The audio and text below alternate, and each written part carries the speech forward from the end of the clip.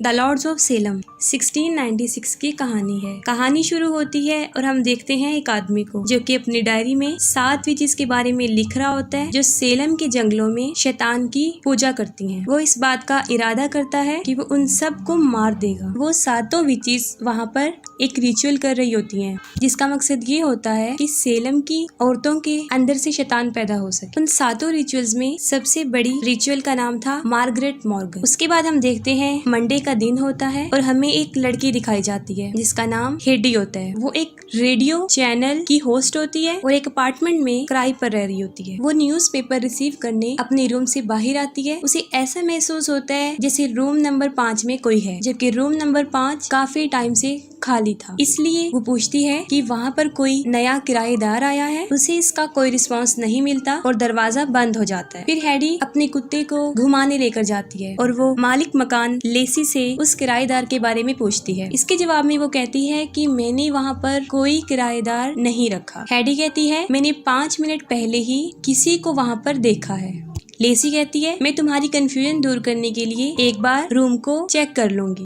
Heidi के जाने के बाद वो रूम नंबर 5 को देखने जाती है, लेकिन वहाँ पर उसे लॉक मिलता है। ये देखकर वो वापिस आ जाती है। फिर रात को हेडी रेडियो स्टेशन से घर जा रही होती है तो उसे रिसेप्शन पर एक बॉक्स मिलता है जो उसके लिए होता है। वो नहीं जानती थी कि वो बॉक्स कहाँ से आया है। बॉक्स के अंदर एक साउंड रिकॉर्डर होता है और उसके ऊपर सिर्फ द लॉर्ड्स लिखा होता है। खैर वो उस बॉक्स को उठाकर घर ले जाती है। साथ में उसका एक कोलीग हरमन भी उसके साथ होता है। घर जाके हरमन उस रिकॉर्डर को प्ले करता है लेकिन वो उससे नहीं चलता। इसके बाद हेडी उसे प्ले करती है तो वो फौरन चल जाता है। उस टेप रिकॉर्डर में बहुत खतरनाक किस्म का म्यूजिक था। जैसे ही हेडी उसे सुनती है उसे अजीबोगरीब होना शुरू हो जाता है। इसके फौरन बाद हम 1696 का एक सीन देख रहे होते हैं। इसमें वही विचेस एक औरत के पेट से बच्चा निकाल रही होती हैं। वो उसका बच्चा निकाल लेती हैं और वो बच्चा एक आम इंसानी बच्चा होता है। ये देखकर वो बच्चे को मार देती हैं। हेडी की ये हालत देखकर हरमन म्यूजिक ऑफ कर देता है। वो हेडी से पूछता है कि क्या तुम ठीक हो।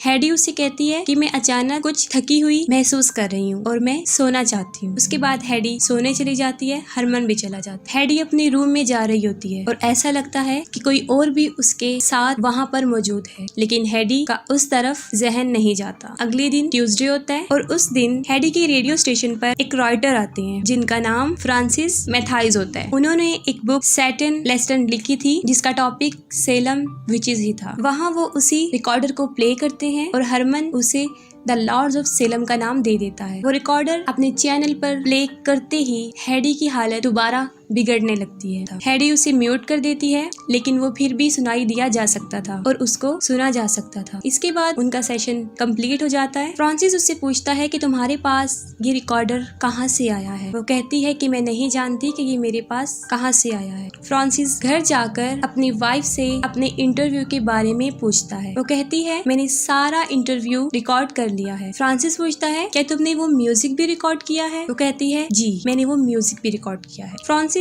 पहले द लॉर्ड्स ऑफ सेलम नाम सुन चुका था लेकिन उसे कुछ याद नहीं आ रहा था। हेडी अपने घर पहुंच जाती है। अपने रूम की तरफ जा रही होती है तो लेसी उसे बुला लेती है और अपनी सिस्टर से मिलवाती है, सोनी और मेगन। वो हेडी को अपने पास बिठाने के लिए बुलाती हैं, लेकिन हेडी के डॉग को भूख लगी थी इसलिए वो पहले अपने रूम में जाती है। जैसे ही हेडी अपने डॉग को खाना दे रही होती है फिर एक औरत उसके पीछे काफी देर तक खड़ी रहती है लेकिन हेडी को पता नहीं चलता। फिर वो नीचे उन लोगों के पास आ जाती है और वहाँ पर उसे पता चलता है कि मेगन हाथ पढ़ सकती है। फिर वो उसे अपना हाथ दिखाती है। मेगन उसे कहती है कि तुम्हें अपने दिमाग को कंट्रोल रखना चाहिए और आहिस्ता आहिस्ता वो उससे काफी अजीब तरीके से बात करना शुरू कर देती है। वो हेडी से बदतमीजी करती है जो हेडी को पसंद नहीं आती और वो वहाँ से उठकर चली जाती। आधी रात को हेडी अपने डॉग की आवाज सुनती है और वो उसको देखने जाती है। वो देखती है कि उसका डॉग रूम नंबर 5 के दरवाजे पर खड़ा है। वो उसे वहाँ से लेकर चली जाती है और रूम नंबर 5 का डोर खुद ब खुद खुल जाता है। हेडी उसके अंदर चली जाती है और दरवाजा खुद ब खुद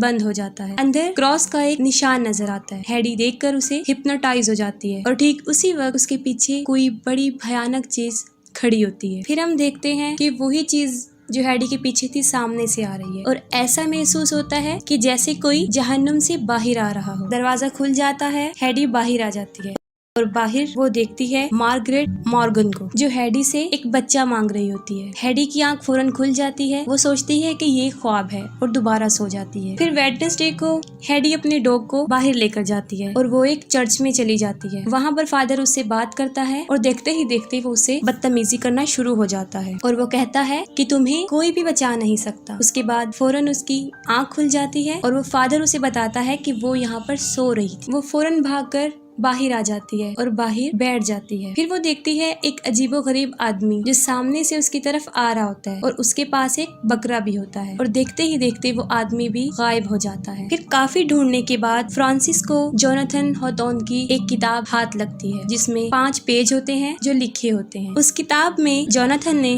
उन 7 विचेस को द लॉर्ड्स ऑफ सेलम कहा और लिखा था कि 27 सितंबर 1696 को जोनाथन ने उन विचेस को पकड़ लिया था और मार्गरेट ने भी इस बात को तस्लीम कर लिया था कि वो शैतान की पूजा करते हैं और उनको जिंदा जलाया जा रहा था। उन पेजेस के लास्ट में कुछ म्यूजिक नोट्स थे। उस म्यूजिक को पियानो पर प्ले किया जाता है और वो सेम वही म्यूजिक बन जाता है जो हेडी को मिला था। फिर थर्सडे को फ्रांसिस उस बुक के राइटर के पास जाता है और उसी डायरी के बारे में पूछता है। इसके बदले में वो कहता है कि मेरे पास वो डायरी तो नहीं है लेकिन मैंने वो सारी पढ़ रखी है। फ्रांसिस उससे पूछता है कि क्या कोई ऐसी चीज है जो उस किताब में नहीं थी और तुमने नहीं पढ़ी। फिर वो मार्गरेट की शर्त के बारे में बताता है और शर्त ये थी कि जब मार्गरेट को जलाया जा रहा था उसने कहा था कि सेलम की रहने वाली जो बेटियां हैं उनकी पैदा होने वाली बेटियों को मार दिया जाएगा और शैतान भी उन्हीं में से पैदा किया जाएगा। फिर हेडी हरमन को बताती है कि मैं जब भी वो म्यूजिक सुनती हूँ मुझे कुछ होने लगता है। फिर सडनली हेडी को खांसी होना शुरू हो जाती है और खांसने के बाद उसके मुंह से खून आ जाता है। हरमन डर जाता है और वो फौरन एम्बुलेंस को कॉल करता है। फिर हेडी देखती है कि हरमन के पीछे कुछ अजीबोगरीब लोग खड़े हैं। उनमें से ये आदमी हरमन को टच करते हैं, वो फौरन मर जाता है। फिर वो हेडी को भी पकड़ लेते हैं, वो उसका ऑपरेट करते हैं और उसके पेट को फाड़ देते हैं और एक कीड़े जैसा जानवर उसके पेट से निकालते हैं। इसके बाद दोबारा वो जाग जाती है। हेडी को समझ नहीं आ रहा होता कि ये सब कुछ क्या है, क्या सही है क्या गलत है। उसकी मेंटल एबिलिटीज भी बुरी तरह डिस्टर्ब हो रही थी और वो इन सब से बचने के लिए ड्रग्स लेना शुरू कर देती है। फ्राइडे वाले दिन वो ड्रग्स ले रही होती है तो अचानक से उसके दरवाजे पर नॉक होती है। वो देखने जाती है तो वहाँ पर वो तीनों बहनें खड़ी होती हैं। वो उन्हें अंदर बुला लेती है। दूसरी तरफ फ्रांसिस हेडी के बारे में रिसर्च कर रहा होता है जहाँ पर उसे पता चलता है कि हेडी का असल नाम एडिलहेड एलिजाबेथ है। थोड़ी रिसर्च के बाद उसे पता चलता है कि वो भी जोनाथन के उस शर्त में आई हुई एक लड़की। वो फौरन हेडी को कॉल करता है जो फोन मेगन उठाती है और कहती है कि रॉन्ग नंबर है और फोन बंद कर देती है। हेडी बेहोश होती है और वो तीनों बहनें हेडी को रूम नंबर 5 में ले जा रही होती हैं। लेसी रूम नंबर 5 के डोर पर वही निशान बनाती है जो उन विचेस के फेस पर बना हुआ था। इसके अलावा वो सिंबल रिकॉर्डर पर भी बना हुआ था और इवन के जोनाथन की डायरी पर भी। डोर के करीब आकर वो तीनों शैतान से प्रेयर करती हैं और फौरन दरवाजा खुल जाता है और वो हेडी को अंदर भेज देती है और रूम के अंदर का हिस्सा दिखाया जाता है जो पहले जैसा तो बिल्कुल भी नहीं था, लेकिन अब वो एक महल था और उसके बिल्कुल सामने एक अजीबोगरीब क्रिएचर खड़ी थी। हेडी आहिस्ता आहिस्ता उसकी तरफ बढ़ रही होती है और उसका चेहरा बिल्कुल बदल चुका होता है, यहाँ तक कि उसके माथे पर वही निशान बन जाता है जो उन विचेस का होता है। हेडी उस क्रिएचर के पास आती है, उसके अंदर से 2 टेंटिकल निकलते हैं और हेडी फौरन उन्हें पकड़ लेती है। इसके बाद दरवाजा खुल जाता है और हेडी बिल्कुल नॉर्मल हालत में बाहर आ जाती है। हेडी को देखकर वो तीनों काफी खुश होती हैं और हेडी को उसके रूम में सुला देती हैं। लेकिन अजीब बात ये थी कि वो क्रिएचर भी हेडी के साथ वहाँ पर मौजूद था। इसके बाद हरमन हेडी को कॉल करता है। हेडी को कुछ याद नहीं होता जो उस रात हुआ था। वो कहता है कि आज रात हमारे स्टेशन पर कोई शो है और हमें उससे पहले मिलना है, लेकिन हेडी उसे इनकार कर देती है और फोन बंद कर देती है। लेसी हेडी के साथ ही होती है और वो उस पर मुसलसल नजर रख रही होती है। फिर फ्रांसिस हेडी से मिलने उसके घर पहुंच जाता है और दरवाजे पर लेसी होती है। वो कहती है हेडी घर पर नहीं है, लेकिन हेडी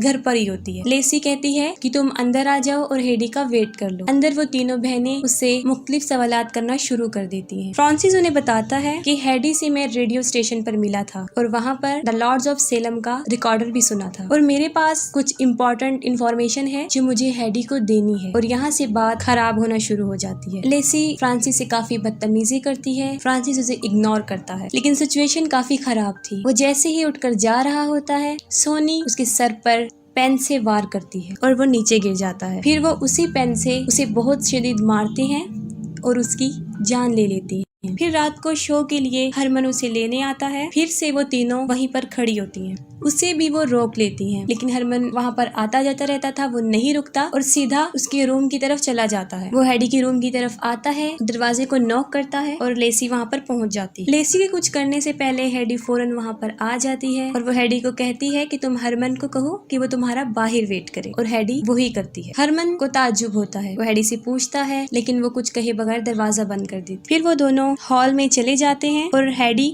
अकेली रूम में दाखिल हो जाती है और उसका डोर बंद हो जाता है। हरमन बाहर ही होता है और स्टेज पर हमें एक बार फिर वो तीनों बहनें नजर आती हैं। वो दरअसल शैतान से प्रेयर कर रही होती हैं। उनके साथ ही वो सातों विचेस उनके पीछे आ जाती हैं। फिर वहाँ पर वही म्यूजिक प्ले किया जाता है और जितने भी ऑडियंस वहाँ पर बैठे होते हैं वो सब स्टेज की तरफ आ जाते हैं और हैडी एक अजीबोगरीब दुनिया में होती है। वो सातों विचेस वहाँ पर मौजूद होती हैं, हैडी को पकड़ लेती हैं और उसे लिटाकर फिर अजीब सा रिचुअल कर रही होती हैं। इसके बाद हैडी का बच्चा होता है और वो एक शैतान होता है। ये देखकर वो सारी विचेस खुश हो जाती हैं और हैडी की मौत हो जाती है। लेकिन हमें दोबारा हैडी दिखाई जाती है, लेकिन अब वो गॉडेस की फेस में होती है, एक देवी जो कि बहुत सी औरतों की लाशों पर खड़ी होती है। उसके बाद न्यूज आती है, तकरीबन 32 औरतें मर चुकी। वहाँ पर उन सब की डेड बॉडीज मौजूद होती हैं, लेकिन वहाँ पर हैडी की नहीं मिलती, वो गायब होती है। और यहाँ पर मार्गरेट का जो ट्रायल था वो पूरा हो जाता है, यानी शैतान भी पैदा हो जाता है और सेलम की बेटियों की मौत हो जाती है। वो गॉडेस इसलिए बनी थी क्योंकि उसने एक शैतान को पैदा किया था और अब वो सारी विचेस की तरह बन चुकी है और सब लोग उसकी भी पूजा करेंगे और मूवी एंड हो जाती है।